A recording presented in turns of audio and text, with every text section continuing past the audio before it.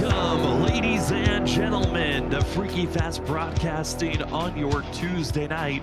Tonight, we give you the coverage of the Challenger Racing League, and this evening, it's the start of a brand new round. We finished out the round of 12 last week. Sadly, we were not able to give you the coverage at the Roval.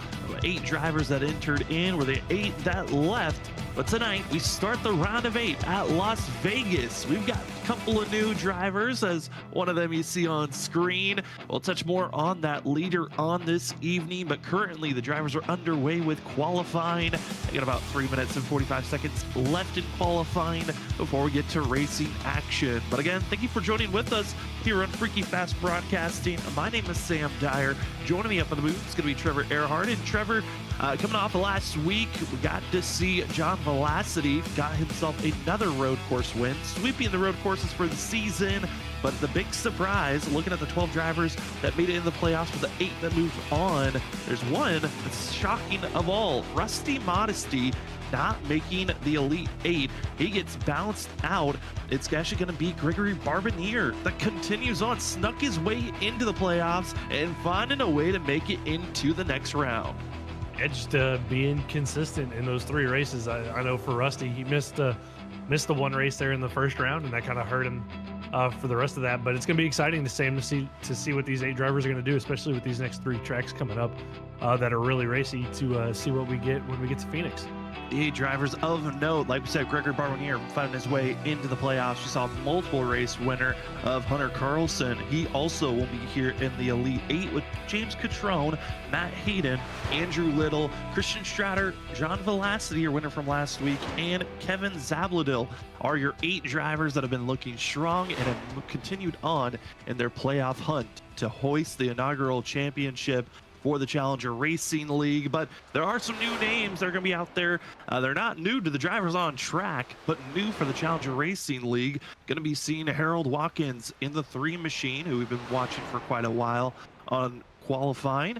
We will also be seeing the 25 of Ryan Bean, the 34 of Nolan Potter, as well as the 45 of Nate Campbell, all going to be making their debut here tonight, after getting word that there's supposed to be a lot more other drivers making the transition over to the Challenger Racing League. And Trevor, new names, new faces, and it sounds like they're going to be new top drivers to watch out for throughout the rest of the season.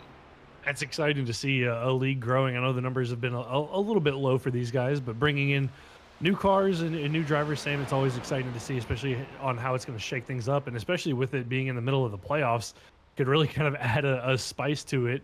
With guys being around some of these playoff drivers for the first time. A lot of these drivers, how are the new drivers also going to influence the playoffs? Because with more drivers in the field, that means there's more points to be grabbed.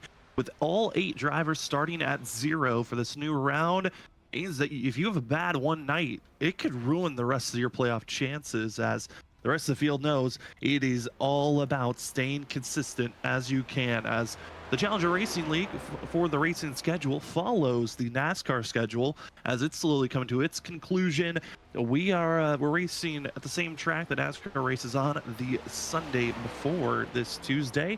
In the future of the schedule, we've got tonight here at Las Vegas. Next week, they head to Homestead and then Martinsville to finish out the round of 8 before the final 4 will race it out at Phoenix. And I gotta say, Trevor, I mean, back to the 1.5 miles, we've ran a couple of 1.5 miles, but we've only had one true 1.5 mile track where it's kind of raced traditionally. That was Kansas to start the playoffs off, where we got to see Hunter Carlson and James Catrone both look very strong at that racetrack. I'm curious on how tonight might change things up, as Kevin Zabladil looking to grab another pole for himself, which would be his 4th of the season, as Steven Rocek trying to be a little bit of a stealer. He's going to be close to the line with less than 10 seconds to go.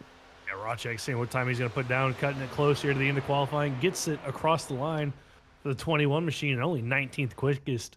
They're saying in that second lap, not going to count for him. But 1.5 mile racing, I think we're going to see a lot like we did at Kansas. Cars are going to be racy with one another. Tire strategy might play a lot into this. 2 tires could be the winning call later on down the line, but we're just going to have to wait and see how this plays out for 133 laps. We certainly will, as tonight's race, it's going to have our biggest field of the season. Again, talked about 4 drivers making their debut. We'll make it now 5, a very late joiner as we were in the middle of qualifying. It's going to be the number 2 machine.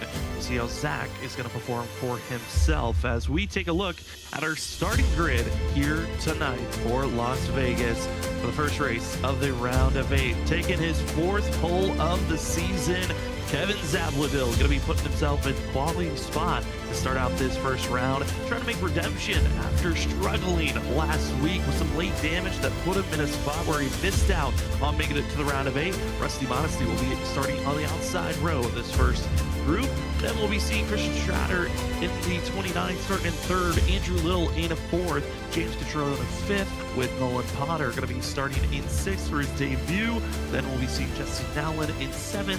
8th is going to be Steve Potter, with making his debut for the 45, and Nate Campbell, and finishing out our top 10 in 32 machine, it's Hunter Carlson.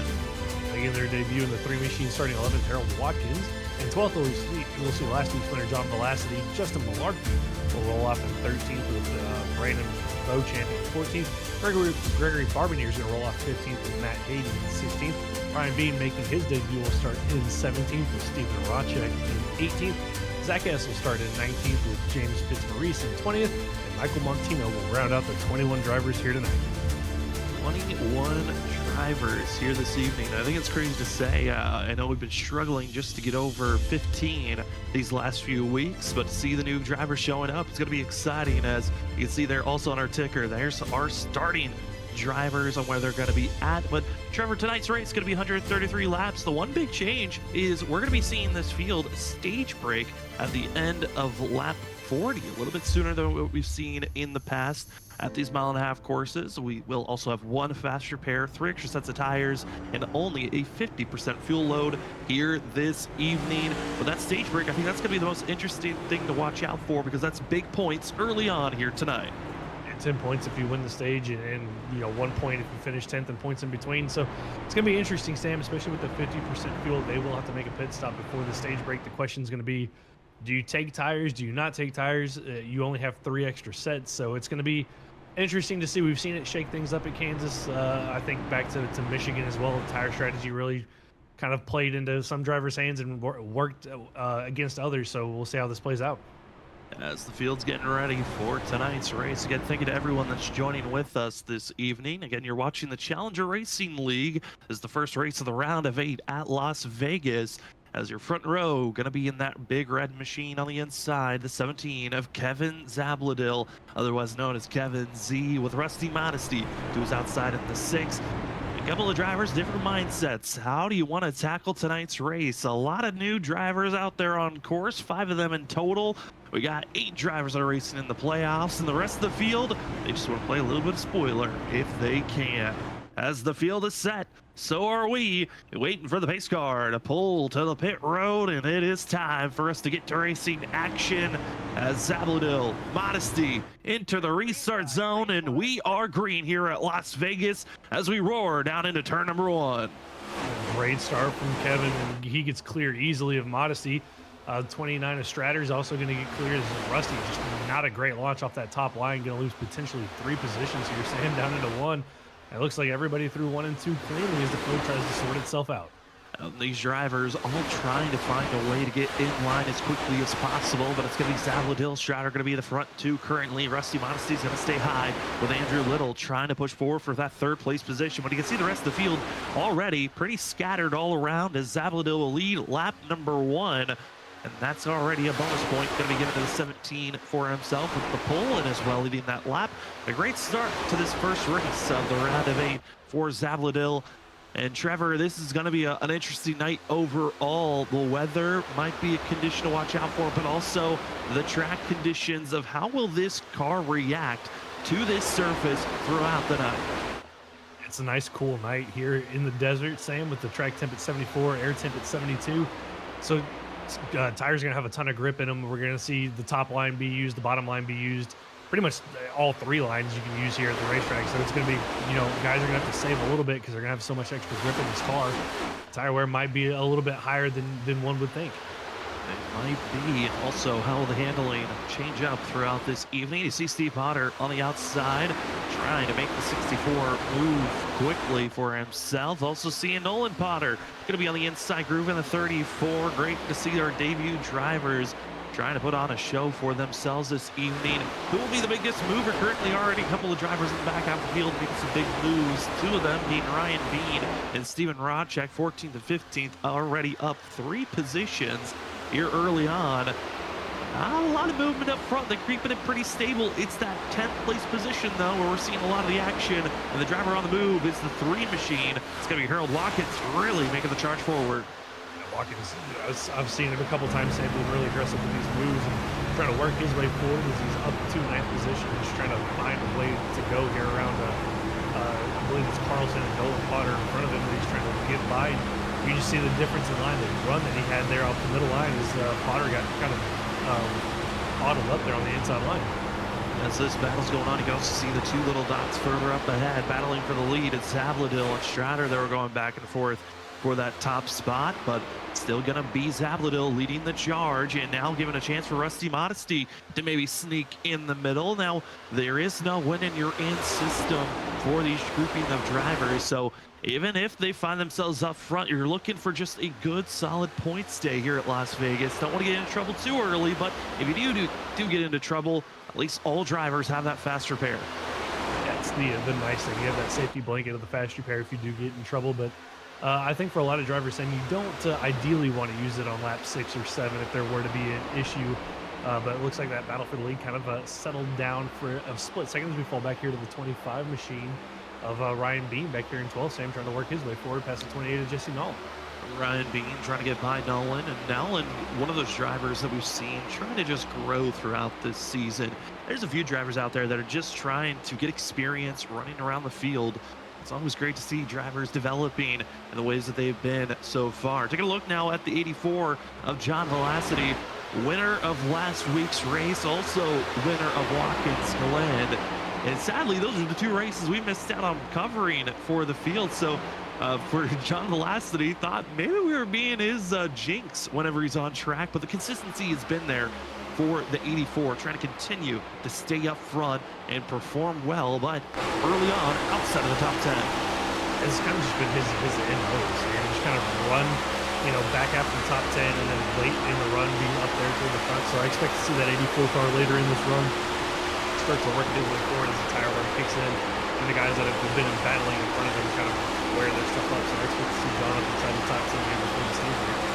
Absolutely. I mean, looking at some of these drivers, the way they performed this season, John Velocity, the most consistent driver who's raced for every race so far and has finished inside of the top 10. I know the field numbers haven't been that great, but he's the only driver to do so, to finish inside of the top 10 for every race that he started. We've seen a couple of other drivers just missing out, either being caught up in a wreck, one race, missing a few races. It has been impressive to see what the 84 has done so far. Further back in the field, these are drivers racing for the back half. You've got Michael Martino as well as Steven Rodchek battling for last place. And you also see the likes of Gregory Barbier, the 40 machine, making it to the round of 8. Showing up for each race, talk about consistency. That's what's helped the 40 machine make it to this round. It's going to be a lot harder to make it to the final 4, but you got to give kudos and flowers to the 40 machine. You want to fight and claw just to make the playoffs and then make it to the next round. Yeah, I mean, it just goes to show you don't have to be the fastest driver every week to advance. I mean, if you're just consistent, you show up, you get good points, you can make it, to the round of 8, and that's exactly what Gregory did here, Sam. Trying to have himself a good run. We got 3 wide racing back up here for the top 10 spots, and they're beating and banging on one another. They certainly are, and it's going to be St. Nolan Potter as well as Steve Potter with Ryan Bean, all giving a little bit of contact between one another through 3 and 4. They keep it together for now, but a lot of little taps here and there. You got to be careful because some of these drivers, they've raced with one another. They know each other's tendencies, but it's the first time we're getting to experience the likes of Nolan Potter as well as Bean, Nate Campbell, how these drivers and what tendencies they have, and aggression is the first thing we're noticing. And speaking about being aggressive, Kevin Zabladil, first driver to hit pit road here just on lap number 12. Coming in with just topping off on fuel. Early pit stop. I think that's shocking to see by the 17. You say shocking, but I think for Kevin, he makes interesting pit decisions. I think is the word I'm going to use there, Sam. And we've seen it throughout the season. And will this one work out for him, or is it going to come back to hurt him again? I mean, you think back to Darlington. I believe he did it again at Bristol. he just kind of makes these off-schedule pit stops, and we'll see how that's going to work out for the 17th. And I think also what makes it a little bit shocking is because we're seeing the racing action on screen. We're seeing the drivers that are 5th back to that of 11th really on top of one another. And it's a sense of, is there going to be a caution loading up with this group, or can they keep it together? Currently they keep it together, but there was a moment there where I thought maybe a caution flag was going to come out, and Kevin would get that lucky dog, but looks like driver's having trouble, and it's going to be Hunter Carlson spun around off the exit of turn 4, and there's that caution I was talking about that just seemed like was looming to come out, and it's the 32 spun around, broken right front tire. He's going to have to take a tow. He cannot get that thing moving. As he beats, looks like he's finally got it moving, but it didn't look good there for a second for the 32 of Carlson. And Sam, it was right there in that area that you were talking about, and I think he was trying to get to pit road and just did it from the second lane of the racetrack. We'll have to get a look at the replay, but looked like an errant move to pit road. And this was something drivers were actually talking about during practice. There's a lot of net code out there, and you're going to first see the mistake by Carlson. He's going to touch the apron, snaps him loose. He's out of control. Velocity is trying to figure out how to get by the 32, but there is some net code there. They technically didn't hit and make contact, but Bouchamp did, and the 15 clobbering Carlson where that major damage came in. But surprisingly, the John Velocity and Carlson contact was a ricochet netcode contact that was actually made. Yeah, I didn't see that. I didn't see him hit the apron there and get loose. I thought he was trying to get to pit road, Sam, and just kind of made a poor decision there, but looks like he clipped the apron. We get an onboard shot here from the 15 of Bouchamp, and you can see it firsthand. You see him there get the apron, get loose, and you just got nowhere to go at this point. You really don't. I mean, the 32 gets ricocheted back to the outside of where the 15 was running. And was hoping not to be involved, but was.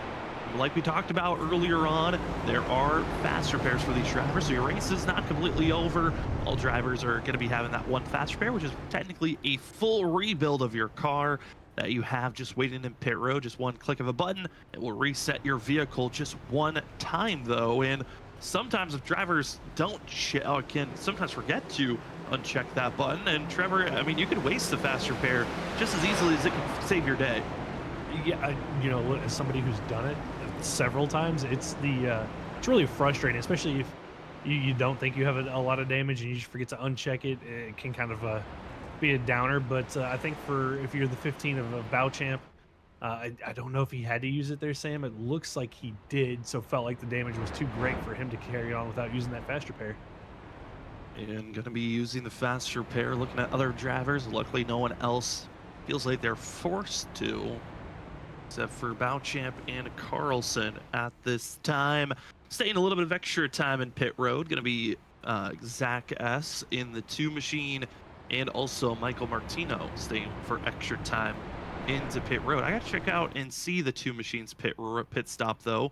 Curious if it was just an overstop, and it looks like it was just a miscue on the pit stop. I was curious if he maybe took tires, which that has been a decision by some drivers this season of getting those stage points, taking tires. And I think there's one who's done it in the past, Andrew Little. I'm going to go confirm it, Trevor, but I think he might have been the one driver that took 2 tires here on this stop, and I can confirm he did take tires.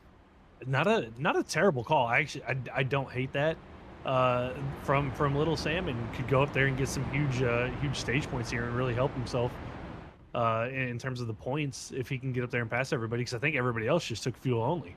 Yeah, it was just fuel only for the rest of the field, so top off and ready to go as we are about to be going green, waiting for those lights to turn off. But I'm curious, Trevor, on your thoughts on the rest of this round. Again, we have tonight at Las Vegas. We have Homestead next week, and then we finish everything off at Martinsville. We've seen in real life NASCAR how Martinsville, being the cutoff race, can bring out some great drama and flair. Curious on your thoughts, though, with the fact that these are the 3 races in this round to set up our Final Four. Probably one of my favorite rounds. I think it's the best round in the playoffs in terms of tracks. The Vegas, a very racy track. We've seen it already with all 3 grooves you can use. Homestead next week is going to be the same way, multi-groove racing where the cars tend to run really well with one another. And you get to go to the short track at the end of it, and essentially just use one another up to see who makes it to that championship four. And especially, Sam, with it not being a win and in situation and points being so critical, I think we'll see a lot of aggression when we get to Martinsville, and it should make for some good, exciting drama for us to cover. Certainly should be some good, exciting drama to watch out for, as it is about to be time for us to go back to Green Flag Racing. Everyone's stacking up, lights are off, so we'll be going this time by as the field is stacked up. And with the timing of this caution, we are not expecting anybody to need to make a pit stop before our stage is over. Again, stage is at the end of lap 40.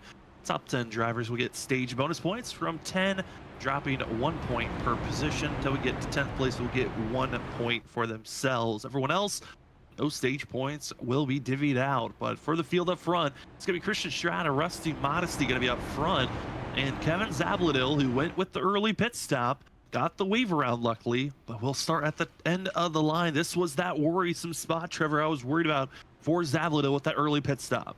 Yeah, he's got a long way to go to get back up to the front. Going to restart back there in 20th, the last car in line. You can see him weaving right there. It's going to be tough for him to get stage points, Sam, but he's known to be aggressive, so we'll see what Kevin can do here in the next handful of laps. Trying to get taken off and go. Hunter Carlson, again, it was able to get to pit road, but was 1 lap down. So Carlson needing this stage yellow to be thrown as quickly as possible, get back on the lead lap and fight up front. But we will be having ourselves 21 laps to go as pace car goes into pit road. Stratter, Modesty, they're ready to take off as we are in the restart zone in green. And it's the inside row once again that gets the perfect launch. Rusty Modesty, he's got to figure out the timing, but he'll stay side by side for second place, as it's going to be Watkins actually already clear into 1. Watkins gets clear. It wasn't as bad of a restart this time from Rusty as it was on the initial start, but definitely got to work on that timing a little bit as they're side by side for 4th behind him with the 38 of Catrone and Nolan Potter there in the 34. Catrone going to try to use that outside line, saying the momentum to get up there to fight for 3rd.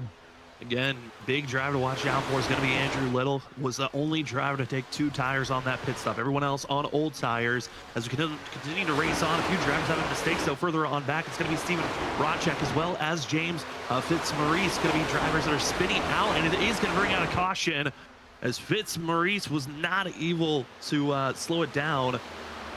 And I gotta say, it's one of those odd bang bang moments that Las Vegas just naturally brings out. Exit of 4, contact is just naturally to be made.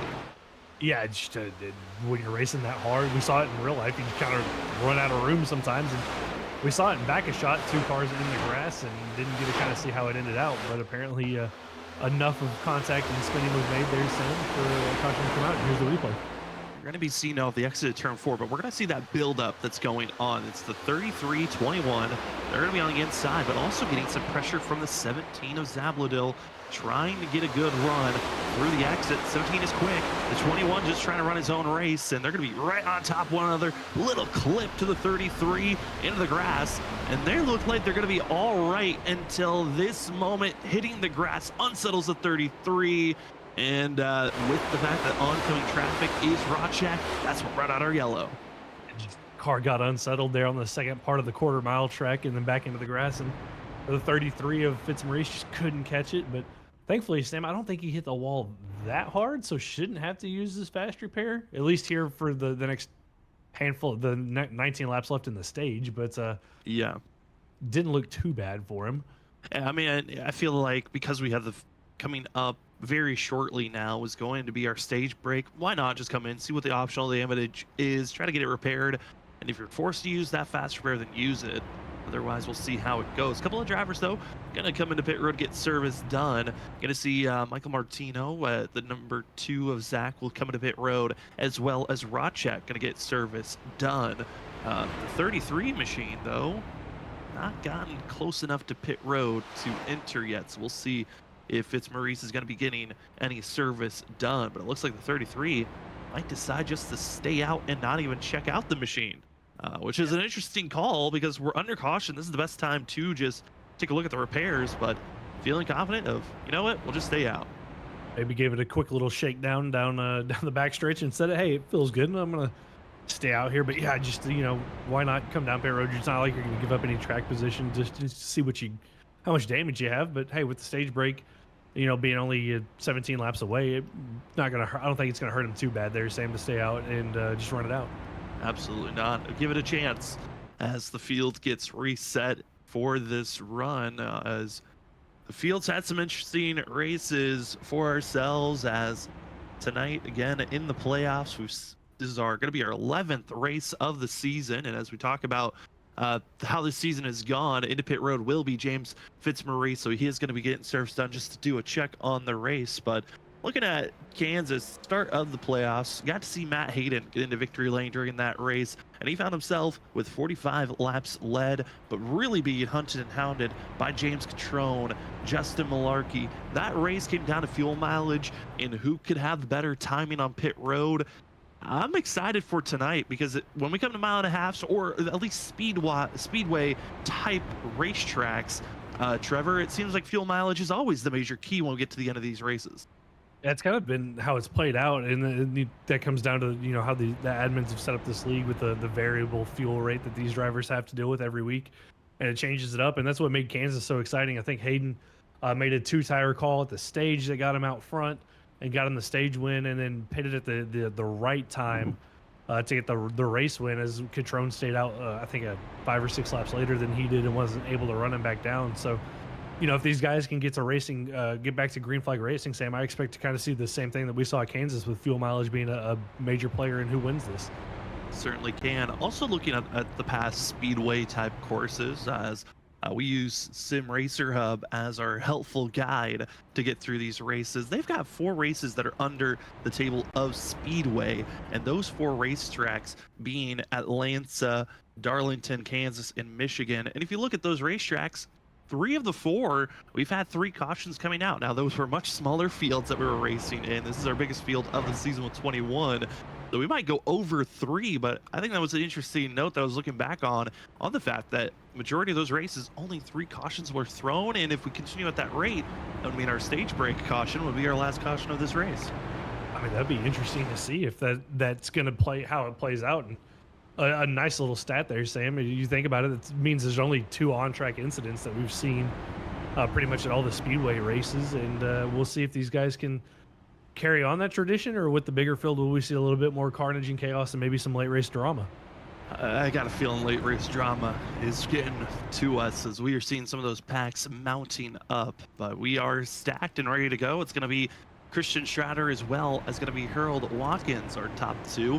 We'll see how the orange machines are going to take off up front, with Modesty Catrone 3rd and 4th. Nolan Potter going to be in 5th, with Nate Campbell in 6th position.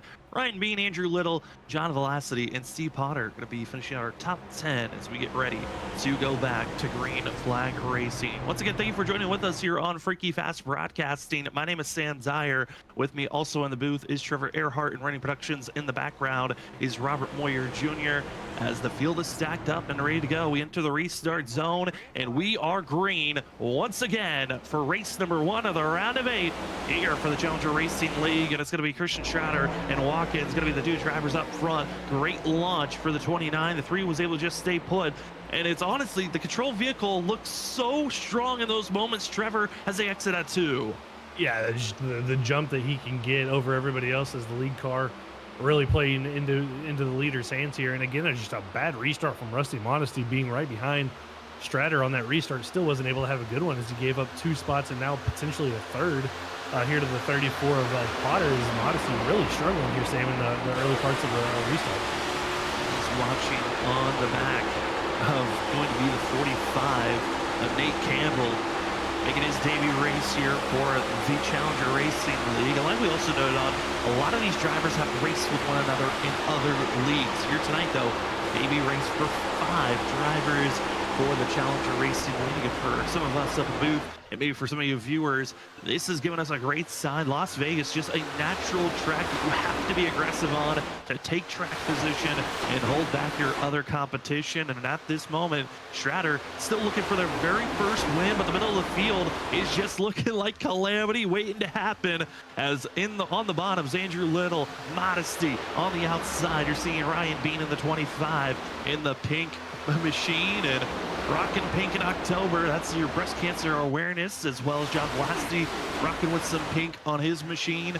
But that middle of the field, Trevor, it is looking very scary at moments, but they're keeping it together for now. They've been 3 wide for the last 3 or 4 laps here, or basically since the restart, and now starting to clear itself out as Modesty continues to fall back through the field, but making his re-emergence, stand back up here in the top 10 to 17 of Kevin Zabladil. He's made it from the back up inside the top 10. He's been aggressive, and here he goes to the inside of Malarkey in the 73s. They work their way into turn number 4. Aggression is being rewarded, and as well for aggression, moving up 10 positions to the top spot. Watkins leads his first lap of the Challenger Racing League for his debut race, and right behind him, it's going to be Nolan Potter trying to get his debut lap led for the 34. If he can get a good enough run off the exit turn 2, Potter looks good. Not a big enough run that he's hoping for, but really can set up here through 3 and 4 for that exit onto the front stretch. See how he sets himself up further back in the field, though. As we watch the battle for the lead, it was Little and Zabladil that had a little bit of contact through 1 and 2 that almost saw the 68 spinning out. But up front, here goes the fight for the lead. Fight for 3rd and 4th behind them is just action all over the racetrack here, Sam, as there goes the 34 of Potter to the inside of the 3. And almost a little bit of contact made there on the exit of 2 as Potter got tight. Already the newcomers wanting to prove that they're going to be factors in the next season. Maybe they weren't here soon enough for the championship of the inaugural season, but season 2 will be wide open for the likes of Watkins, as well as Nolan Potter and Nate Campbell, Ryan Bean. It's 4 of the 5 debut drivers in your top 4 as they continue to rage forward. Christian Strader runs in 5th, and for the 29, what a feeling this has got to be, as Zabladil puts the fastest lap of the race that last lap. But I mean, for Strader, Trevor, he waited all season trying to get his first one of the season. Thought maybe it was going to be the road courses. There's been times at other tracks, but it's the newcomers that are showing the dominance early on here this evening. It's good to see the newcomers up there fighting. I think the top 4, all newcomers with Watkins, Potter, Campbell, and Bean up there running his Strader, just looking. And you know, here comes the 17 of Zabladil. He moves to 25 up the racetrack. Did Kevin take tires, Sam? I thought he took fuel only, but the way he's running right now, I think 17 might be on some fresh tires. Well, you gotta think, he backed off to go into pit road. He's been saving his tires a little bit more than everyone else as he gets loose to the center of 3 and 4. Gonna get a small tap, and the 17 holds on somehow in the middle of the field. That should not have been a savable car, but Zabladil does. And the big thing, Trevor, I think it's because he pitted so much sooner than everyone else. While everyone else was doing green flag laps on their tires, he backed off and kind of saved them a little bit. So there's that advantage that he might have been having. Yeah, it could be. I'd just be interested. I need to go back and look maybe at the stage break and see if he took tires there, because I'm just curious at the speed he had. But with that, you know, now got loose, fell back. Here comes a guy that we know took 2 tires. It's Andrew Little, Sam. He's up here battling for 4th. They're side by side. The top 4 cars all side by side as they enter turn number 1. I mean, this is the most, if you ever watched an Andrew Little race, this is exactly what he does. Takes tires, waits until the very last moment to strike, and he'll be up front, and this is where he will stay for the rest of the night. Is inside of our top 5, 68. Trying to find an opening to get down below and fight for a chance to get up front. Again, our stage break is at the end of lap 40. So these drivers still have a handful of laps to finish out this brawl. So you have to not make the pass now, because it's looking like it's impossible to pull away from the draft. But you'll want to be in a position at least take those spots at the very end. We're going to get as many spots as you can here and tell you what I'm really starting to see. I'm starting to see a lot of cars loose on corner exit. I've seen the 17 do it a couple of times. The 34 of Potter was loose there on the exit at turn number 4. So rear tires, Sam, tire wear starting to kick in for these drivers as this run continues, as we got one slow on the apron going to pit road. But tire wear really starting to kick in for these drivers. And going into pit road to get service done. I believe it's going to be the 75 of Michael Martino getting service done for himself. Going to get an early stop and maybe try to get some of those spots back after our stage yellow is thrown, as Andrew Little's going to throw it down to the inside. We're going to be 3 wide for the lead position for a quick moment as Campbell backs out, and now it's going to be Watkins, Little side by side off of 4. And Watkins looks stable, Little looks stable with a better run. Going to be given to the 3 machine as they cross the line. It was almost a dead even run for the both of them. Side by side again, continues as they enter 1. Little trying to use every advantage he can. Those new tires, with the 2 tires really still playing to his favor, as he's got the grip to kind of put the car where he wants. But issue, Sam stuck on the bottom, and here comes the 45 of Campbell to the outside, who had the run there and kept the 68 pinch to the bottom. This is where it's going to kind of hurt him to be down here. He's not going to get a good enough drive off to get back up to the 3. We also haven't touched about him instead of our top 5. Justin Malarkey, he also lingers and waits, as we've now are in that 2-lap window for these drivers. They know it is go time if you're going to make a pass for the lead position. These are your final moments to do so, as Andrew Little finally able to clear in front of Nick Campbell. Malarkey almost able to get clear for 4th place over Ryan Bean, not able to do so just yet, but it's going to be Watkins. How do you defend the 68? 2 refresher tires for that 68 compared to the 3, and they will be dead even once again for the lead position as we're on the last lap of the stage. Bonus points wide open for Little, also going to be wide open for Schrader, for Matt Hayden, for Catrone, Zabladil. They all know they need these points badly, with all the newcomers and also non-playoff drivers showing them out. Still side by side for the lead position. Watkins with a slight little bit of a pinch on the 68, but they'll be dead even side by side. It's going to be a drag race to the line, and it's too close to call. We'll wait for the stage yellow to be thrown, but what a run between both of those drivers. That was a great run to the line. I think Little got him there, Sam, at the line. I think at time of caution, Watkins is going to be back in front of him, but that was a great battle. And for Watkins doing everything he had to do there, keeping the 68 pinched on the bottom and not letting him get a good drive off the corner. And I'm not sure who won that officially, but that was a great battle and hopefully a sign of things to come at the end of this race. I'm looking at what iRacing deemed at the line. It was Andrew Little by 3/1000ths of a second over Watkins. I believe that's what they're going to be deeming at the line as well. It's not the time of the caution being thrown, but it's at the time of crossing the line, and that was spectacular. Charged by Andrew Little. Didn't have to fully pass, but just had enough to be that lead driver coming to the line. Congratulations to just an impressive run overall by the newcomers as well as the veterans of this series, and they put on a show for us, Trevor, there. Yeah, it was a great end of that stage, a great, first 42 laps of this race, Sam, and I am excited to see what's in store for us for the rest of this.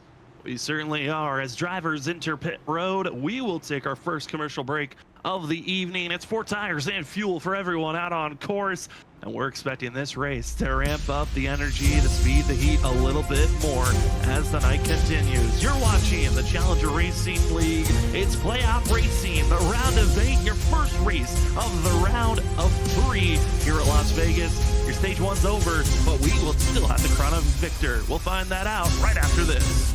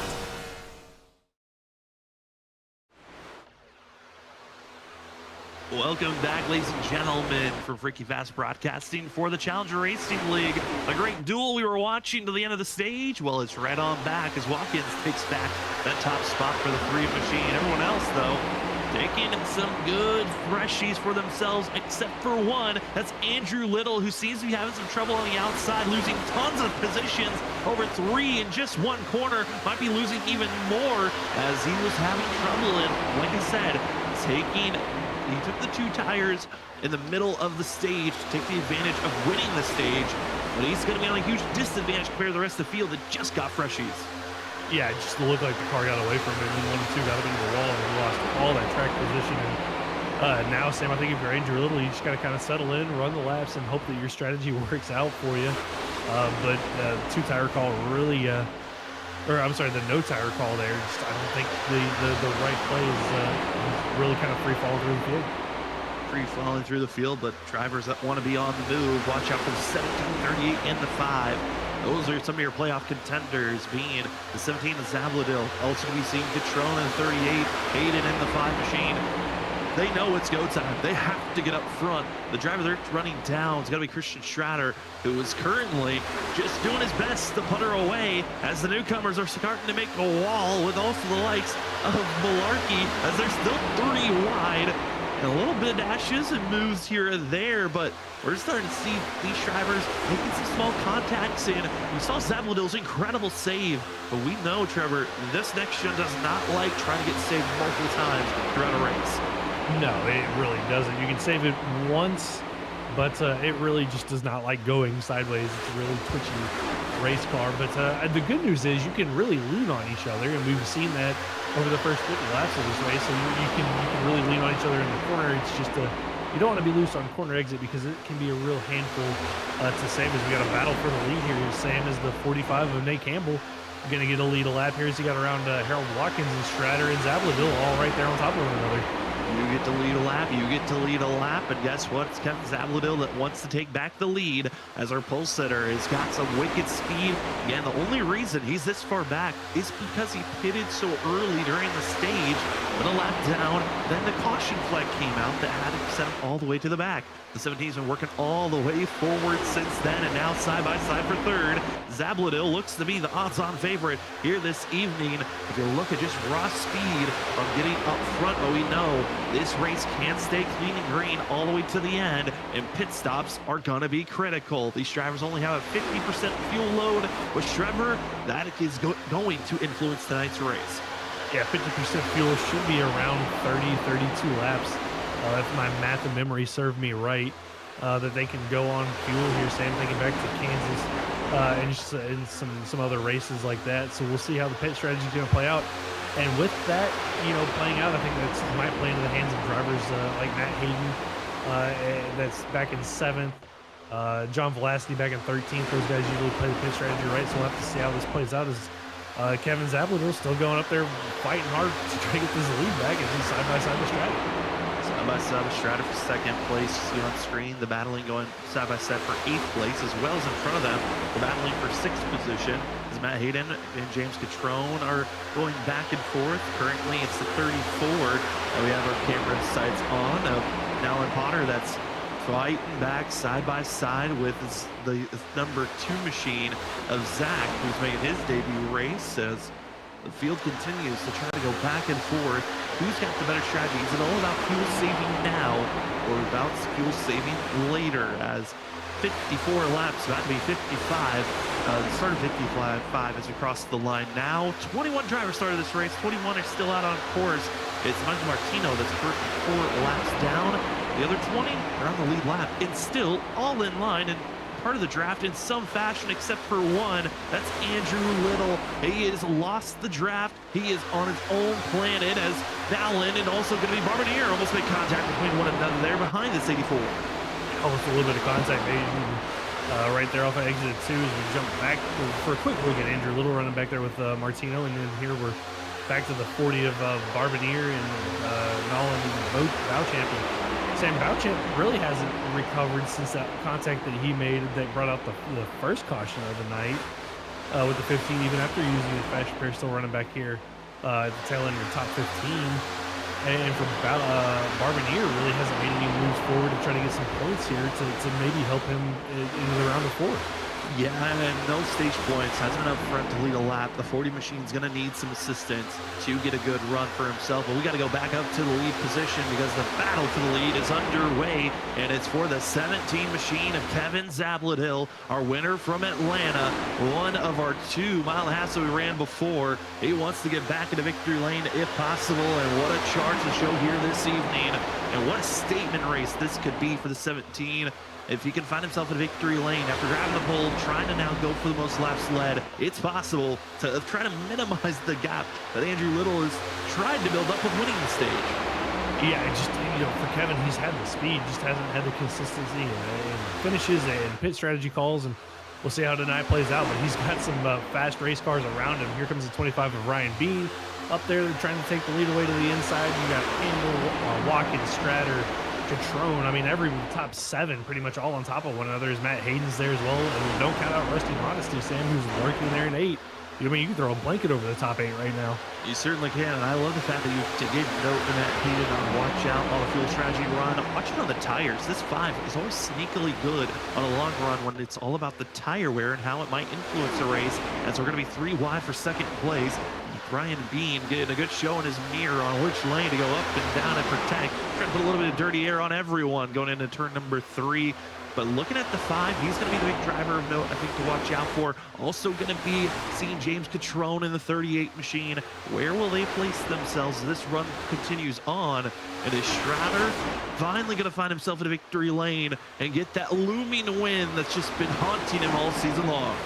That was going to be my next question for you, is if you thought Stratter could potentially get his first win of the season, but stuck on that inside line, losing a couple of positions here. The 29 is going to have his work cut out for him, especially, I think, with the increased level of competition here that we're seeing early on here tonight, Sam. It certainly looks like it is going to be a tall task, and I think it might be a little bit more rewarding if you get a win here in these later races with the more competition that's shown up. Yes, you're proud of the wins that you've gotten so far this season. I mean, Hunter Carlson, the most winning driver so far. He's currently trying to find a way to get moving forward. Currently runs 10th in that 32 machine, but I think we're getting settled in. Those that protected their tires are now getting that reward of able to move forward a lot quicker, more efficiently. Kevin Zabladil starting to lose a little bit of that feeling that he wants to have as he runs in second, but in trouble at third. Yeah, just you fighting here for third on the outside line. I think the tire wear is kind of starting to kick in for Kevin. We saw him put down the fastest lap. I think might have eaten up those tires just a little bit as he gets passed there by Nate Campbell. And here comes the 38 of James Catrone, who's another one of those drivers that late in the run tends to bubble up toward the front when it comes to tire wear. And Catrone gets a big wiggle out of 4 there, Sam, and here comes the 3 of Watkins to his inside. Big wiggle, big slide. It almost looked like maybe even contact could have happened off the exit turn 2, but they'll keep it all in line for now as Rusty Modesty got really checked up. Was not expecting Catrone to back off as much as he did on the entry turn 1 and almost threw the 6 into the outside wall. Lost some momentum. We'll be fighting back, but Catrone obviously taking a lot more of a gentle approach, but trying to carry good speed off the exit of the corner. And it's a strategy to go for, is to back off, go a little bit slower through the entry of the corner, try to protect the tires, save a little bit more extra fuel. It's a strategy that has worked in the past. It looks like Catrone still trying to go with that fuel-saving mode. See how it works out for him. Zabladil really starting to struggle, Sam. I saw him get loose on the exit of 4, loose on the exit of 2, and that 17, 20 laps into the run. I think those tires are cooked for Kevin. And we're going to start to see him kind of fall back through the field here again. And we'll see is a slide from Catrone, almost contact made with Hayden. And the 29 of Stratter, as that checks up the back half of the top 5 there, but everybody able to stay off of one another. But here comes the tire wear factor creeping into the picture, Sam. It is certainly starting to creep up. We've got our championship hunt, the drivers that are all fighting for the championship hopefuls in this little pot of drivers. And then up front, you got Nate Campbell, Ryan Bean currently battling for the lead position as they're side by side, and seeing the likes of Watkins just watching that great duel between those two as they continue to race on. And we are now less than 10 laps away from green flag pit stops going down, and in that awkward position of this race of when do you feel like is the last time you can pit, because now's the time to do some math. on when is the perfect time to pit, as it looks like a little bit of contact going to happen for Ryan Bean. Gives a chance for Campbell to get the better run in turn number 3, but Driver 80 is going to turn into a math game. How far can you push the fuel? And also, where do you feel the most confident with your tires? Oh, they get stacked up out of 4, and Zabalito through the grass after contact with the 6 of Modesty. Trump got into the wall, and Zabalito nowhere to go. And for Kevin, Sam, the night continues to kind of go downhill late into this run, but a fuel window. That's going to be the real question. When do you pit? Do you pit early, get those fresh tires, and we're 3 wide for the lead into turn number 4? All the excitement going on right now. Watkins watched the battle, you watched the trouble, and said, you know what, I'm tired of watching it. I'll take the lead position. You watch me now as the 3 machine. Great move to go 3 wide. Will lead that lap as Campbell fights forward on the outside groove, able to get that nose ahead into turn number 1. Also seeing the likes of Christian Schrader, Justin Malarkey. Seeing Malarkey back in the fight here late in this run. This is exactly what he did coming to the end of stage 1, but now coming to the end of this pit. This could about to be the start of a pit cycle. I'm loving what I'm seeing from Justin Malarkey, who also is looking for a win potentially here this evening. Yeah, Malarkey, I mean, look, you think back to Kansas, he was really strong in that race. It kind of fell off late, especially late into a run, but I think he's learned from that here, Sam, is that car looks really strong here late into a run, not far behind him, Matt Hayden, but I think Malarkey, Sam, using lessons learned, working his way up into 4th. It is looking great for himself as for the lead position, Watkins getting help from Schrader in the 29, able to give a huge bump to the 3 machine as the 29 machine trying to find an opening, and there's a little wiggle from Watkins. Schrader pounces to the inside, down to the apron, cutting down the distance of this course, and on lap 70, it is Schrader almost able to take that top spot as Watkins' little loose wiggle brings in the rest of the grouping. It's going to be Malarkey, Bean, as well as Hayden now into the mix. Your top 5, making your top 6, all within a half a second of one another. This is what makes Vegas so much fun as a driver to race on, and so much fun as a caster to call, Sam. It's just the different groups, the hard racing, the car being loose, and the drivers really having to wheel this thing around here. And they're putting on a great show for us here. Lap 72, still side by side for the lead, as Campbell trying to make a run at the top here, and then you got Strader trying to use that bottom line, and Watkins just kind of run in the middle there, trying to hold everybody up. And it's all about getting in the best position before you go into pit road, because we are 5, maybe even 6 laps away from these drivers making the call over the radio if we're going to pit road. And it's not a rule of sorts that you have to announce when you're going into pit road, but if you're this close to one another, I would say it's a good call to announce, hey, I'm pitting this lap. Or we could see some mind games of trying to tell someone I'm pitting sooner than you're actually going to. You never know. That's the one thing about iRacing is if you call it out over the radio, everybody gets to hear it. Play that little bit of mind game with your competitor, call it out. Maybe they make a late dive to pit road, you stay out. It's kind of the fun thing as a driver that you can kind of mess with your competitors. But pit road, not the easiest thing to get to here at Vegas, Sam. It's kind of a hard turn off to the left there, and we'll see. We touch on it every time we cover these guys. Pit road mistakes, green flag pit stops, they're coming up. Will we see drivers make another mistake?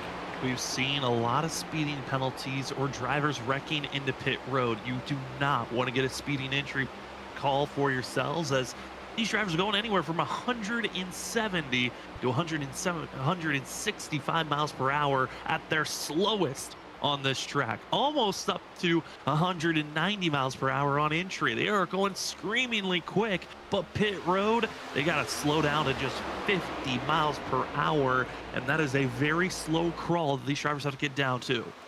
It's a slow crawl to get down to, and it's a slow, I mean, it's a heck of a speed difference that you got to get down to, getting off the banking onto the flat surface of the racetrack just to get it load up to 50 miles an hour, and that's where it causes a lot of problems, especially depending on how some of these drivers have their brake biases set. So we'll see how it's going to play into the picture. Strader trying to look to the outside, and the 3 got loose. 3's coming to pit road, Sam. Here we go. It was hard. There were a lot of drivers over the radio saying when they're going to go to pit road. In the 3, just barely got his voice over the radio saying he was heading into pit road, and Strader luckily able to react to go slightly high, make sure he did not run into the 3 machine. Our first group of drivers, a good pairing of 8 to enter pit road. No one gets called with a speeding penalty, but it's going to be led by the likes of Watkins, Campbell, and a few others from 12th on back. Here's the next grouping of drivers expected to hit pit road. As here comes the 29 as well as the 25, almost making contact. And oh no, Matt Hayden looks like he missed his way into pit road. He has to go an extra lap. He did. I saw him slowing down, and then he bailed out. Sam the 5 just did not feel like he could get it on the pit road cleanly. Hayden gonna have to go around another lap, and that's really gonna hurt this 5 machine. As he is now lost over a full 3 seconds over Malarkey. He was right on the tailpipes of the 73 as they were going around the corner, and for Malarkey, stays an extra lap, gets the lap led, will enter into pit road. Luckily, Matt Hayden had the fuel to get back around this track. And looking at everyone that made their stop, luckily, no one caught with a speeding penalty on this first cycle, which has got to be a good feeling for this field so far. I'd take a deep breath and relax after that. Everybody on and off pit road so far cleanly. We'll see if the couple of stragglers we have left on pit road, as you see Hayden there, a little bit of slide through his box, so a little bit more time lost as he's trying to make up for every second there, Sam. But so far so good on these green flag pit stops, and we'll see how it all cycles out. It looks like it's going to be the duel between the newcomers. It's going to be Nolan Potter as well.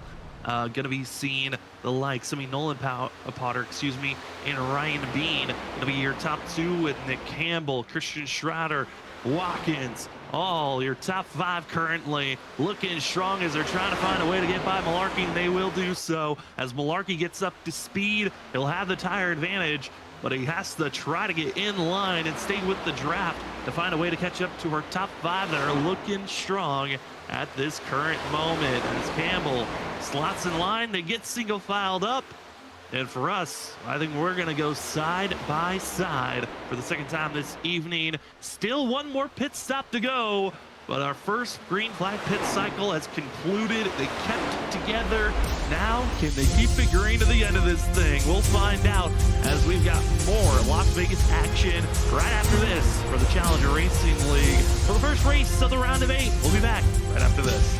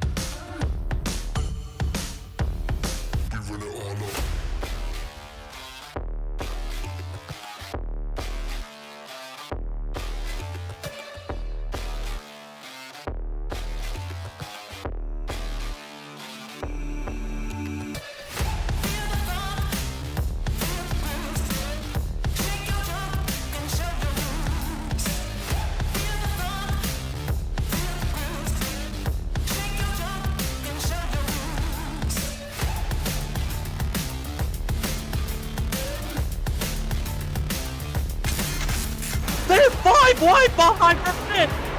Oh my, the 5 wide here, this ain't gonna work. They make it last, bumping and banging to the end. They're beating Vega for the lead. Sora still with the shot here, coming off a 4.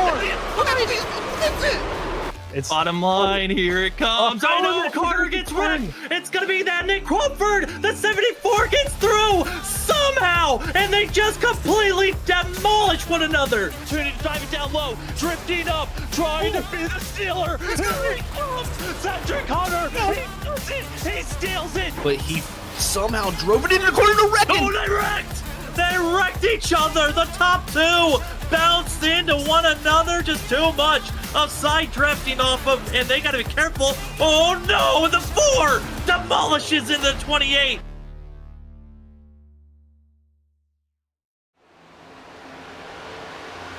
And we are back, ladies and gentlemen, giving you the coverage of the Challenger Racing League. And my name is Sam Dyer. With me is Trevor Earhart, and also Ryan Productions in the background, Robert Moyer Jr.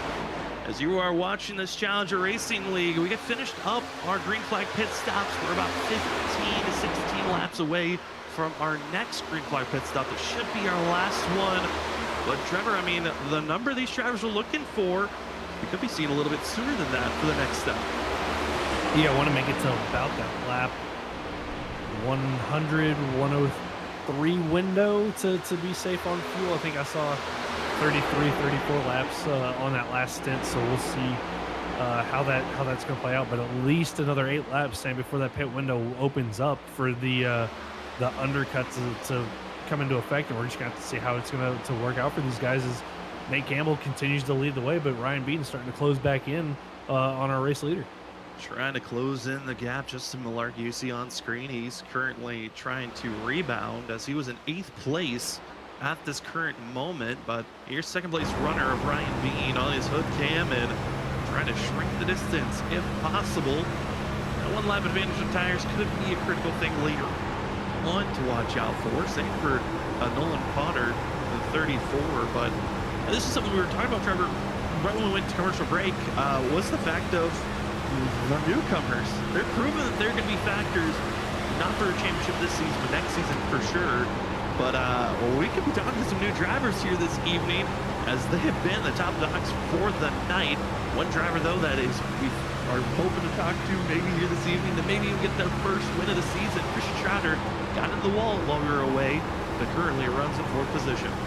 They got a little loose, got up into the wall, but trying to rebound back up to 4th. But yeah, I mean, we very well could be talking to 3 different drivers, 3 newcomers as the top 5 right now. Sam dominated by 4 newcomers as Strider kind of separates the top 3 from Harold Watkins, who's kind of falling back here a little bit to 5th.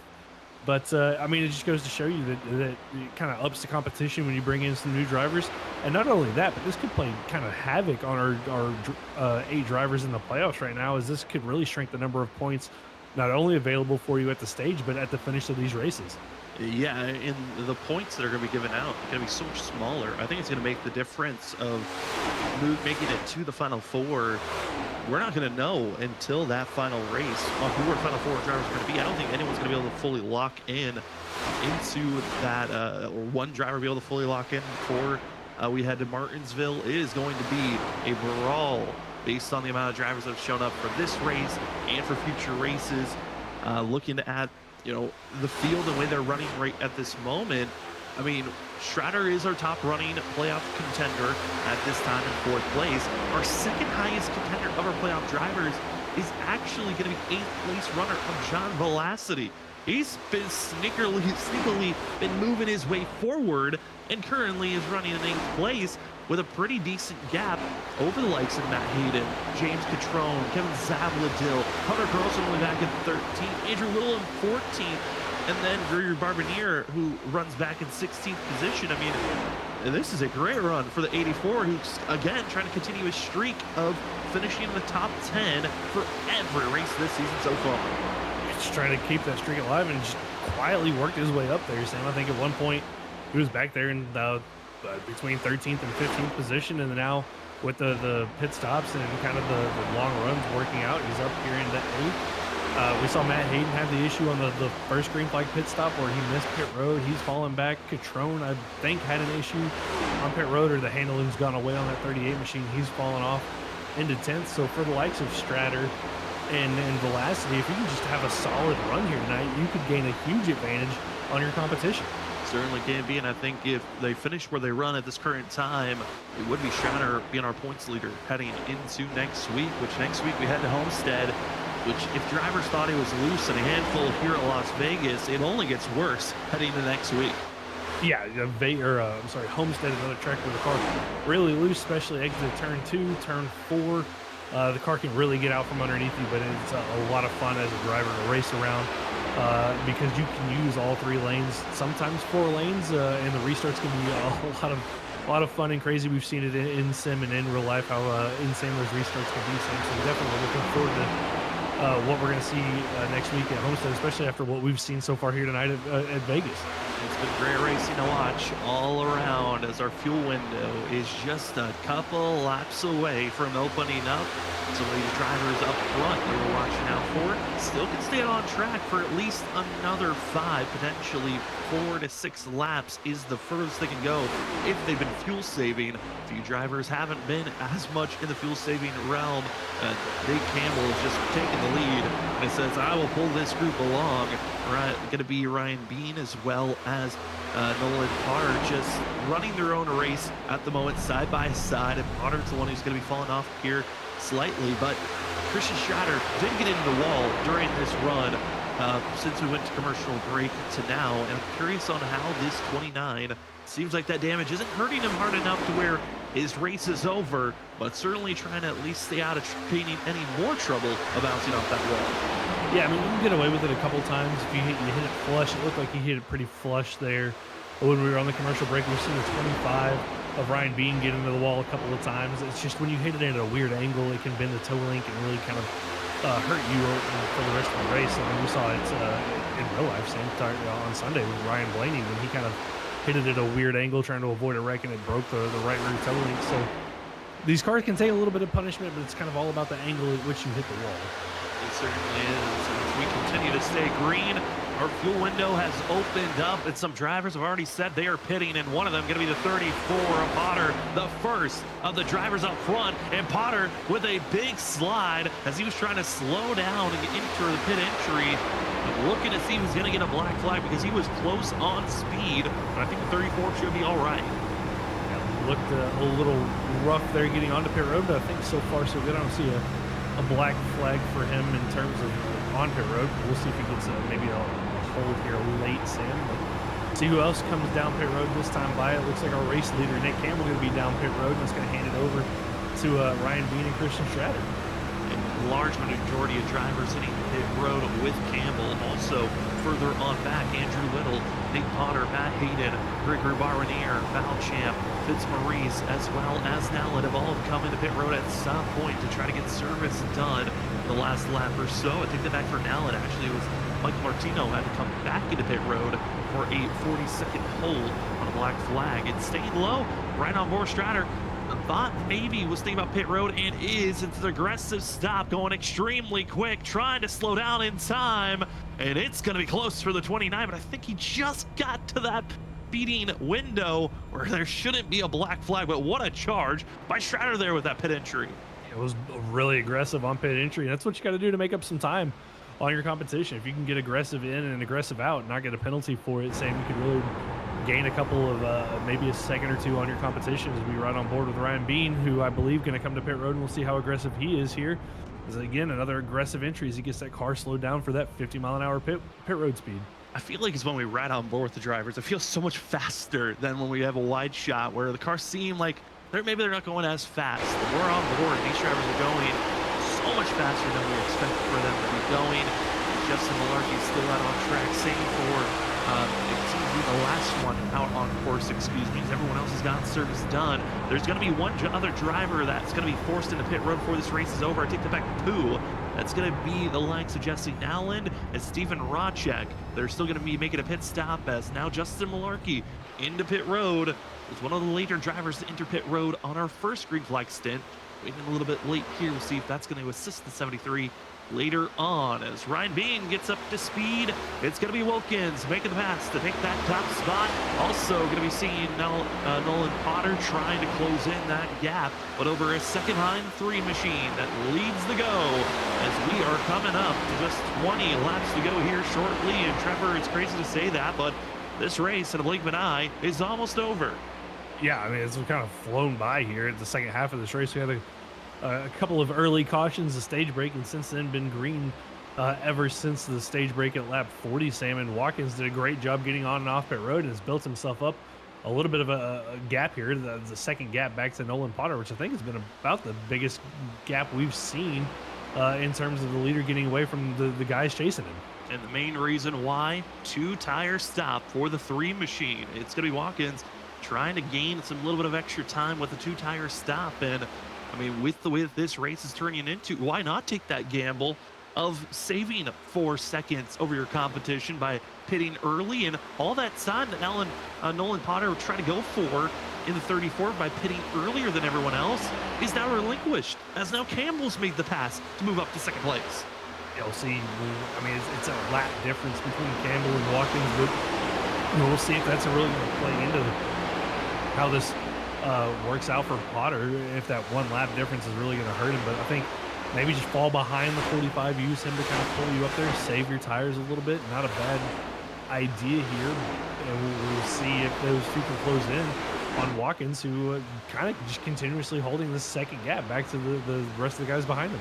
It's the chase, it's the rundown as we are coming to the end of this race. And if you want to see more great racing action here on Freaky Fast Broadcasting, if it's your first time being here, we got a couple of new drivers out on track, and maybe you're new to watching Freaky Fast Broadcasting. We usually give you at least 4 races a week. Currently, our Wednesday night series is off. That's being the WSSR Cup Series. They'll be back in November on the 6th of November to start their 10th season for themselves. And then we will also be giving you coverage on Thursday nights for the Shoney's Doghouse Cup Series. It's an open setup next-gen series you don't want to miss out on, and they're heading to Michigan this week on this upcoming Thursday. That will be our next Freaky Fast broadcast once we conclude with this one here tonight. And we also have a truck series that we give you a call on Monday nights. ISRC Truck Series are going to have their regular season finale, figure out who's making the playoffs, as they will be finding out those drivers.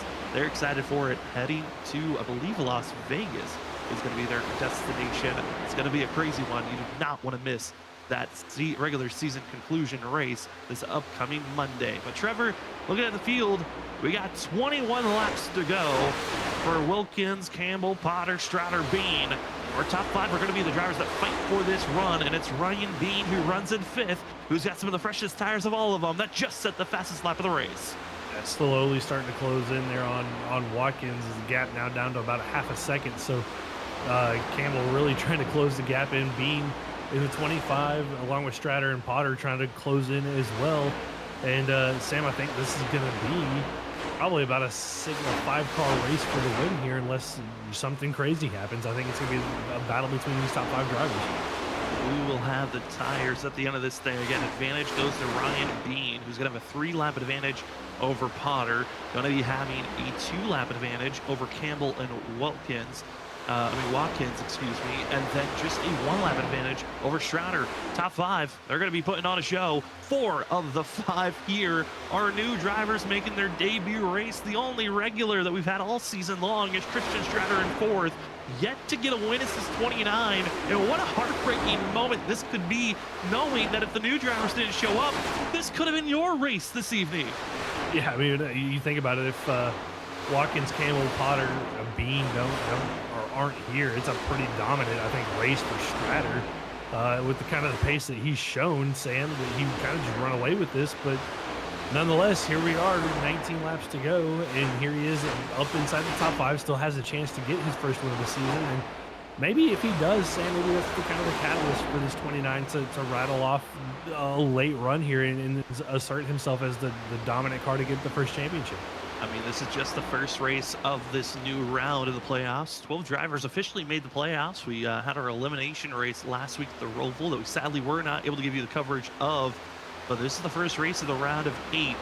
And the other races to watch out for are going to be Homestead and Martinsville, the next two destinations for this grouping on Tuesday night for the Challenger Racing League. Before we figure out our final four, the 8 drivers that entered into tonight, they all started on equal. Well, now they've got themselves a fight to stay on the lead lap. Kevin Zabladil just went a lap down as he's having trouble with Gregory Barbanier currently in 15th place. They're also seeing the likes of Rodcheck struggling as lead lap drivers are trying to get by lap traffic, and this is an awkward sign that we really haven't seen all season long. No, we haven't seen lap traffic kind of be an issue. Zabladil really struggling with the handling on that race car all night long. After about 10 laps, he just kind of fades away. But everybody, the leaders, able to get by lap traffic so far. Sam, is the big slide from the 29 of Stratter. He's trying to save it. He's going back up. He's going to head into the grass. Holds steady. Stays on the apron. And Stratter with a great save. Again, another moment that we could have been seeing an overcorrection and throw your race away moment. But instead, we stay green. And for Christian Stratter, maybe it would have been a better call to wreck out, because now you've lost touch to the top 4. They're pulling away with better tires than you. One of those things, I mean, you run good all night long, Sam. You make one mistake, and it takes you out of a chance to win it. And I think that might be the mistake here that takes Stratter out of a chance to win. Unless these top 4 get to fighting with one another really hard, I think the 29 might have lost a little bit too much time here. But if you've watched all race long, since lap 20 to now, your top 3 have been the top 3. It's been a little bit of a dancing emotion, a little bit of do-si-do. Who's the driver that's leading this race? And right now it's Watkins, but Campbell in second, willing to go side by side, and Ryan Bean, who's got the freshest of tires of our top 3, just lingers in third. Where to pounce, when is the right time? Because with 13 laps to go now, it is a wide open call for Ryan Bean. He does not need to make the pass at this current moment, and kind of could do a similar pass that we saw Andrew Little do to get by Wilkins for the stage win, which is just settle, wait, has a little bit of trouble further on back. I believe that was going to be the 40 machine, the Barbanier getting into the outside wall. But really, this 25 with the fresher tires can just settle and wait until those final 2 to 3 laps. Yeah, he kind of has it all to do here. He can do whatever he wants with those fresher tires, and right now I like to go to the outside of Campbell in the 45. Campbell kind of got pinched there by Watkins, and Watkins doing kind of what he did there at the end of the stage, Sam, running that middle line, blocking the top line from having to run, keeping the car on the inside pinched down, and really just kind of, controlling this race. And we'll see if he can continue to do so on those 2 tires, or will the 4 tires finally prevail? Will be here Lockins, Nate Campbell, Ryan Bean, the debut runners have been up front. We've also seen Nolan Potter have such a great debut race. Our top 4 are 4 of the 5 debut drivers, giving us a show to watch out for, trying to make their first race a memorable one to continue to watch out for. And Ryan Bean having the nose ahead, not able to make the pass complete just yet. It's going to be Watkins on the outside, having the better run for himself. Watch out for this charge on the outside, though, as we've seen the 25 early in this race, willing to kind of use up the other drivers, kind of get side by side, a little bit of bumping through the center of the corner to get assistance, to get around with better momentum and speed. We'll see if the 25 has it as it continues to fight. Is the 25 and the 3 machine? It just cannot keep the throttle down there on corner exit. Otherwise, he risks pushing up into the 3. And with this, Sam, here comes the 34 of Nolan Potter. And not too far behind them, if they keep racing, don't count out Christian Stratter just yet. He's only about a second behind the race leader, Sam. So if this battle continues, top 5 might still all be within a shot of winning this, as the 3 of Watkins continues to hold on. Bean's in the wall. Bean is scraping the wall, lost some momentum. Campbell able to take advantage. Potter now to the inside, as now they'll be side by side now for 3rd place. And as all this great racing action's been happening up front, Kevin Zabladil had a major scare for himself. He's forced to pit road. The tires are 2 gone, and the 17 gonna go multiple laps down. A horrific start to this round of 8. Could he make the final 4? Well, tonight could be a starting point of, is he in trouble for these next 2 races? But speaking about trouble, Ryan Bean was in trouble. Well, he's fighting right on back, right to the quarter panel of Nate Campbell. Almost contact, bump drafted, blocking, and then they're going to be 3 wide for the lead with just 8 laps to go, soon to be 7. Here we go, 3 wide, 3 and 4. Bean Campbell, Watkins side by side on the corner exit, and Watkins again going to use that top line, that momentum to try to hold off the 45 and the 25. Right behind them, Potter, Stratter just kind of sit and wait, see what's going to happen in front of them. Top 5 under a blanket entering turn number 1. Again, Sam, 3 wide, middle of the corner. Here they go off of turn number 2. And it's going to be looking like give help to those that you trust. And it's going to be currently the 25 getting 0 help on the inside row. Stratter, though, the last couple of laps has been the faster driver in the 29 machine, getting the help from the draft. But we stay 3 wide for a full lap, and let's make it more. Potter trying to help on the middle to give Campbell the advantage, as it's now going to be 6 laps to go as they've crossed the line. Almost contact. They're side by side, bumping and banging into turn 1. And it's going to be the 3 of Watkins trying to hold steady, but the 3 machine again took 2 tires when he pitted 23 laps ago. He's got older tires than everyone else on the left side, but still able to fight for second place. Doing a great job hanging on to this, and I think if you're Nate Campbell, you're loving this right now. It's holding everybody up that's on 4 tires behind you. I don't know if Watkins is going to be able to get back to him, Sam, but I mean, they've been racing so hard up there. I think at this point, these tires have kind of just equaled out with one another. Because here they go back into 1 and 2 with 7 or 5 laps to go here. And Stratter got by the 25 of Bean, who maybe have used those tires up a little bit too much. Stratter ripping the wall and carrying the momentum. Potter ducks down, trying to get to the inside quarter panel of Watkins. Not able to do so completely. They will be to the quarter panel, though, off the exit of the corner. But is that where you want to be, where you have to back off? Keeping your foot full throttle goes to the 29, but everyone's starting to string out up front. It was looking chaotic. We were 3 wide for so long, but 4 laps to go, and Nate Campbell looks to be in control. But we've seen the same picture at the end of the stage, where drivers were slowly inching forward, and then it was Andrew Little stealing it at the line by 3/1000ths of a second, just for the stage win. This is for the victory. Christian Stratter winning his first ever win of the season, while the debut drivers want to show out that they're the ones to watch out for the rest of the season. Stratter trying everything he can, just doesn't have the tires, Sam, to get by. And the 3 of Watkins doing everything he can to hold on as the 34s that up into the wall. Here comes Abladil on fresh tires. This could get interesting as they work their way down the backstretch, and the 25 of Bean moves up. And Campbell just loving what he's seeing in the mirror as he continues to check out from these guys as they enter turn number 3. I thought Zabalodo was going to try to give a push to the 29. It looks like that's where he is. Going to be settling, using the fresh tires, try to help the 29 as much as possible on the straightaways, but through the corner, the tires are not there. 2 laps to go for Nate Campbell, and what a move and a run it's been, showing up. And the new drivers leaving a different league, showing up to a new one, and they are proving that they're going to be drivers to watch out for next season. But for now, it is all Campbell up front. Contact for second place, though, as Ryan Bean just gets a little bit into the 3 machine as they go into turn 3. They keep it together for now. Off the exit of turn 4, white flag in hand for the flag man, and it's going to be Nate Campbell taking the white flag. This race is official. Race is official. They work their way into 1 and 2. Campbell with about a second lead, or a half second lead over the rest of the field. Bean trying to get by Watkins. Watkins trying to block the top line. Here comes Bean with a run out of turn number 2. Sam pushing him down the back straightaway. What's going to happen as they enter turn number 3? They all fight behind one driver that continued to be in the top 3 since lap 20. The 45 machine and Nate Campbell, part of the 5 drivers that debuted here tonight. You debut, you win, you're the driver to watch out for. Moving on forward, Campbell wins as they scatter across the line. Behind him, Campbell, 1 race, 1 win. How many more can he grab before this season's done? What a run from Nate Campbell, joining the league, getting the win here tonight. Watkins holds on for second. Contact between him and Bean at the line. Saw the 25 spin. Stratter almost got 3rd place, but he's going to come home 4th.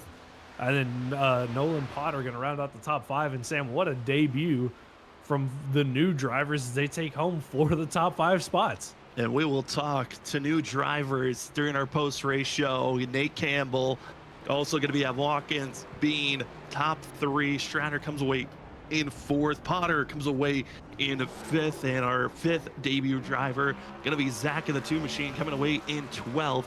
Still a strong performance on their side of things. 21 drivers started off here tonight. There's a lot of big surprises of our championship 8, but with the debut runners, they are willing to steal the show, and it is a great run to watch. Congratulations to Campbell, Watkins, and Bean. We'll be back after this to talk to our top 3.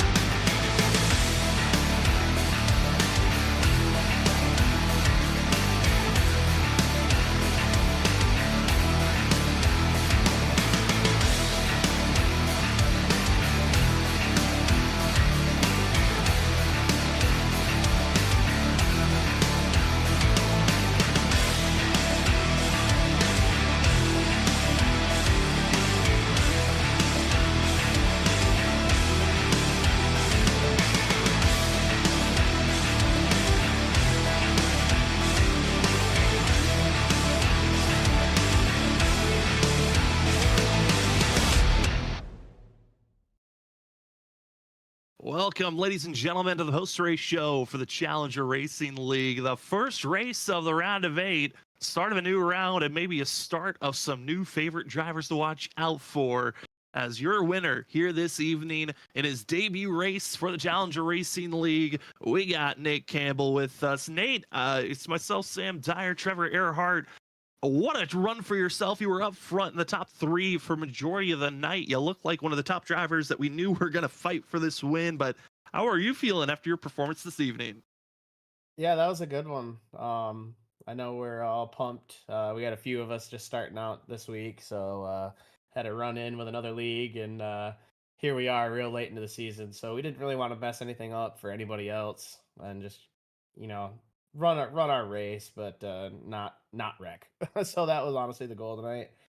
But got to give it up to my teammate Nolan for pushing me through the middle there. I don't know if I would have gotten clear of those guys without that little shove, and then that just allowed me to sneak out of there. And I was swatting some flies throughout the night, but I found a nice little lane there in the middle of 1 and 2 that was just kind of running the middle, and it was able to keep the car stable and didn't have to worry about looping it too much. So I'll take it. Hey, Nate, I was going to ask you about that because we saw a handful of drivers kind of getting loose, especially exited turn number 4. But I mean, just what was your first race here? What was your kind of overall take on it, especially with how hard you guys were racing up front? I know you were racing with some of the guys you came with, but I mean, just what was it like is overall as your first race? Yeah, we were definitely having to save some tire. I mean, you kind of got to dirt track it when the tires start to go. After about, I'd say, 18 to 20 laps or so. That's really when you start to dance. So it honestly made it a lot of fun, and we've raced with the majority of these guys before, so it's always a pleasure running with them. They know how to have a good time, and we're just thankful that they had us for these final few races, and hopefully we'll stay out of that championship battle. Just try to stay out of the way the best we can and let those guys race it out. So hopefully it wasn't too much. Hopefully they enjoy having us on, and thank you guys for broadcasting, and thanks to Rusty and Zab and Andrew and all those guys that helped set it up. I mean, it certainly does help when you guys are just so far ahead that you are not influencing it in any way. Nate, how do you feel like you're going to perform, though, in these final 3 races? We got Homestead, Martinsville, and Phoenix. Are any of those racetracks you're feeling strong about, or is it all of them that you feel like you got a chance to win at? Yeah, I definitely feel good about the 1.5 miles. I love Homestead. I've had good luck there in the past. Phoenix will be a toss-up. I don't know if I've ever won at Phoenix. And Martinsville should be interesting. Ryan Bean, you guys will see, he's really good at Martinsville, so he's probably going to run really good. But yeah, I'd say that's the only toss-up race for me is Martinsville. Other than that, I'm pretty confident. Well, Nate, it was an honor to get to call you on your debut race here tonight for the Challenger Racing League and seeing you win this evening. And before we let you go, the floor is now yours for any more shout-outs. Yeah, again, thank you guys. Thank you to the league owners for bringing us on. And got to thank my job, Super ATV, giving me the time to do all this. And yeah, if you guys need any side-by-side or ATV parts, just reach out to me or go to superatv.com. So I appreciate it. Well, that will be your winner here tonight at Las Vegas, Nate Campbell. What a debut race here and showing off the speed. Congratulations, Nate, on this win, and good luck next week at Homestead. Thanks, guys. As we move from victory lane, we go down to second place to talk to the 3 machine, as we're going to be talking to Harold Watkins here. Harold, it's Sam and Trevor up in the booth. Congratulations on second place. I mean, it was a fight. You went with the gamble of 2 tires there on that final stop, but how are you feeling coming away with second after that great duel?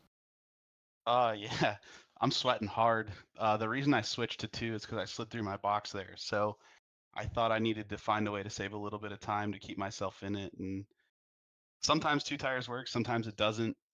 It just was a little bit too slow. And then at the end of the run, it was just a little bit too loose to really battle there. But I did everything I could trying to stay on the top and try to stay on their rears and pull them back and stay in it. And, I'm pretty happy sticking in second there. Could have been a lot worse. I mean, Harold, you did a great job hanging on to it all night. I mean, you had a great run there at the stage with the stage finish and a good battle there at the end of it. I mean, how are you feeling? Your first race here with everybody. How are you feeling about that? And then your the rest of the season going forward, or the rest of the season going forward? How are you feeling about the next couple of races?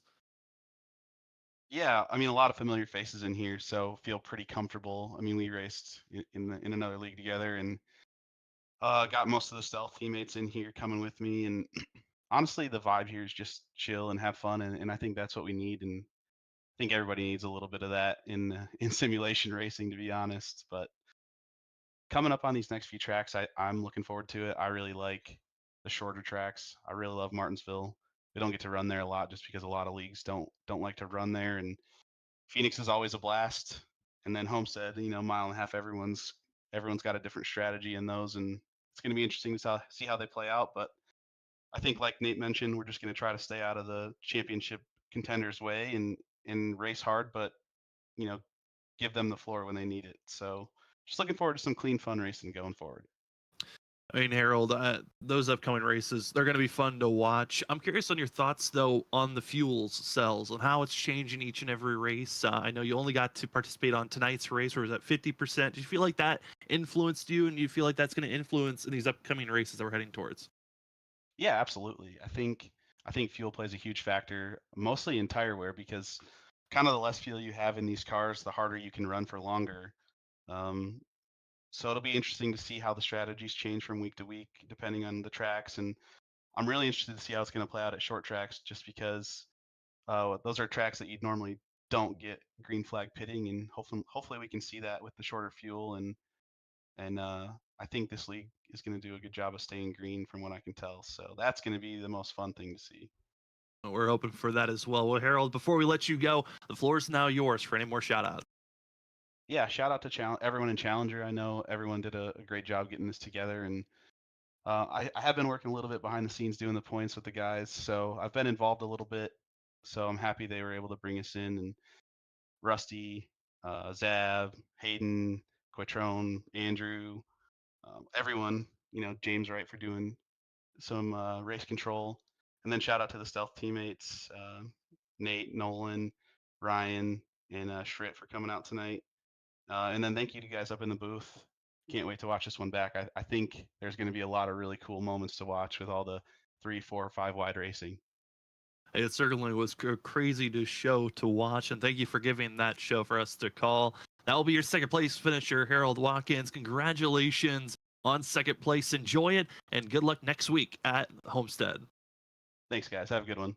You too. As we move from second place, we go down to third, where we get to bring in the 25 machine of Ryan Bean. And Ryan, it's Sam and Trevor up in the booth. Congratulations on third here tonight. You were probably the most raciest driver, willing to make some of the big moves. Saw some contact here and there, but everyone kept it together. But man, how are you feeling after a race that seemed like you were trying everything in your power to come away with a victory? Oh man, that was so much fun, man. We're here for the last few races. We're here to have fun. I was gonna keep slinging it around the outside until it worked, and then if the 29 got under me, I think he's in the points. I would have let him go, but I just figured let's have some fun. Let's put on a show for you guys while there's also a great points battle going on. So hopefully you guys had a lot of stuff to watch, and that was a blast from my end. And Ryan, y'all put on a great show all night long. You started back there in 17th. I think you took a EOL at the beginning of this thing to kind of get out of everybody's way. But I mean, we hear from drivers that the car's a handful at times. But what were your thoughts on the car's handling tonight at Vegas, and then kind of what are your thoughts about next week at Homestead?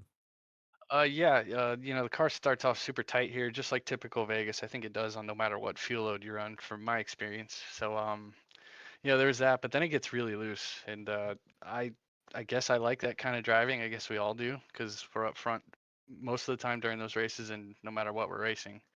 So that's kind of why we're so good at it. We just do it so much, but it's a blast to drive. I think Homestead next week is going to be exactly the same, except obviously you can run the multi-line there more than Vegas was. I was able to make the top work today, which is really weird, but I don't know if that was a fuel thing. But I know for sure next week it's going to be multi-lane racing and very fun with how loose it'll get. I mean, Ryan, everyone that joined tonight, we know that you guys are all fast and quick, and it's going to be some of the top drivers to watch out for the rest of the season. What is it going to be like, though? Similar to what you did here tonight, but what is it like racing so hard for a win, but also knowing that there's a championship with all the drivers mixed around you? Yeah, I've had the privilege of racing for a championship many times with my teammates and many other drivers, and I just try to race these guys how I would want to be raced if some new guys came in and stole the show. Race with respect. He got loose a bunch. The 29 referencing, he got loose in front of me a couple times. I gave him more room than I would even a teammate. Just you don't want to be a guy to mess the race up. Let them race it out. Whatever happens happens. Luckily, when we're all up front, there's really not much to hinder on the points guys. But when they're up there, we need to be cautious, but also have fun, which I think everybody had fun today, including the playoff guys. It certainly was fun for us up in the booth, Ryan. Congratulations on third place here tonight. And before we let you go, floor's now yours for any more shout outs. Yeah, I got to thank my team, Stealth. We were all up there, so it was a good result. I got to thank Rusty and Andrew and all the admins for letting us venture on here at the end, and I got to thank you guys up in the booth. Can't wait to watch this back, and it's good to be racing with Freaky Fast again. Well, it's great to see you out there on track, Ryan. And congratulations again on third, and good luck next week at Homestead. All right, appreciate it, guys. Have a good night. You too, as that will conclude our interviews here this evening. We will change our focus to take a look at our unofficial results, because it is going to be a very different end of the results than what we've seen for most of this season. It's a lot of newcomers up front. You're going to be seeing Nate Campbell taking the victory here tonight at Las Vegas, with Harold Watkins in second, Ryan Bean third. Fourth goes to Christian Schrader, our first of our 8 championship contenders. Then we'll have Nolan Potter going to be in 5th place, and then 6th we find Rusty Modesty, Justin Malarkey going to be 7th, and then our second of our 8 championship drivers we find in 8th place with Matt Hayden, John Velasquez, James Catrone, Andrew Little in 11th. I mean, we continue to go down the list, Trevor, and you kind of get disappeared on where our championship contenders are. Yeah, it was a rough run for the championship guys, apart from Stratter up there in 4th. Velasquez able to continue the top 10 streak, Catrone just inside the top 10. A little with the 2-tire call at the stage, got the stage win, but then didn't take tires afterwards, falls to 11th. I think the biggest one, Sam, the biggest surprise, Kevin Zabelhill down there in 20th. He started on pole, showed speed, but just after 15 laps, he just looked like he couldn't hold on to that race car with how loose it was getting. So he's going to need a huge bounce back next week at Homestead.